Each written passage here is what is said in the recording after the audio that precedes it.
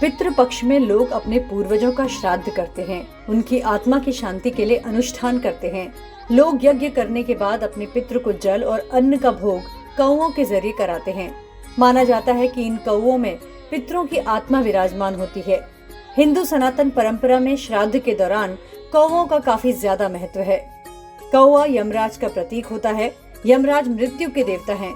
ऐसा कहा जाता है कि अगर कौआ अन्न खा ले तो यमराज खुश हो जाते हैं और उनका संदेश उनके पूर्वजों तक पहुंच जाता है।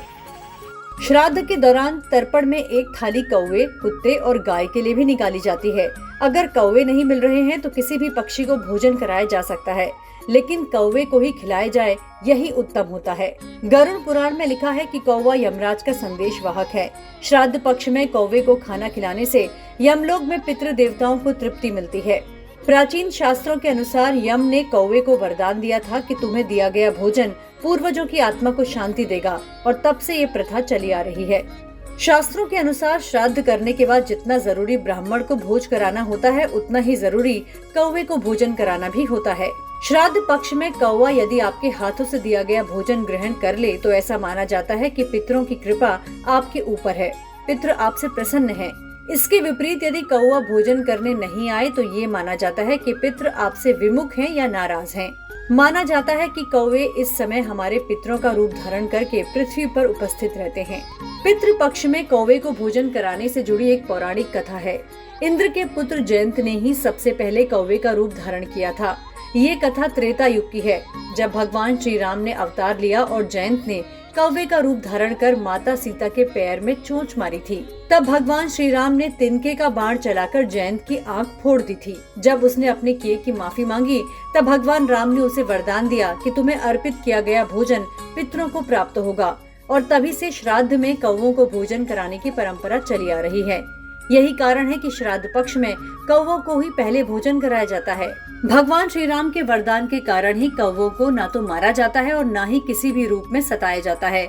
यदि कोई व्यक्ति ऐसा करता है तो उसे पितरों के श्राप के साथ साथ अन्य देवी देवताओं के क्रोध का भी सामना करना पड़ता है।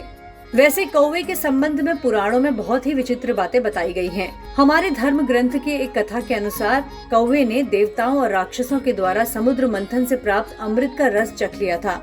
यही कारण है कि कौवे कभी भी स्वाभाविक मौत नहीं मरते हैं। ये पक्षी कभी किसी बीमारी अथवा अपनी वृद्धावस्था के कारण मृत्यु को प्राप्त नहीं होता। इसकी मृत्यु आकस्मिक रूप से होती है। और ये बहुत ही रोचक है कि जिस दिन कौवे की मृत्यु होती है उस दिन उसके साथी भी भोजन ग्रहण नहीं करते। अगर आपने गौर किया हो तो ये बात ध्यान देने वाली है कि कभी भी अकेले में कौवे भोजन ग्रहण नहीं करते। ये पक्षी किसी साथी के साथ मिलकर ही भोजन करता है।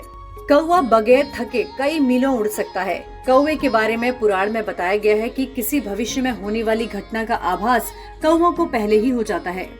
श्राद्ध पक्ष में कौवे का महत्व बहुत ज्यादा माना गया है। इस पक्ष में यदि कोई भी व्यक्ति कौवे को भोजन कराता है या भोजन कौवे के माध्यम से उसके पितृ ग्रहण करते हैं तो ये बहुत ही उत्तम होता है। शास्त्रों में ये बात स्पष्ट बताई गई है कि कोई भी क्षमतावान आत्मा कौवे के शरीर में विचरण कर सकती है। भाद्रपद महीने के पितृपक्ष के इन 16 दिनों में कौवा हर घर की छत का मेहमान बनता है। ये 16 दिन श्राद्ध पक्ष के दिन माने जाते हैं। कौवे और पीपल को पितृ का प्रतीक माना जाता है। इन दिनों कौवे को खाना खिलाकर, पीपल को पानी पिलाकर पितरों को तृप्त किया जाता है।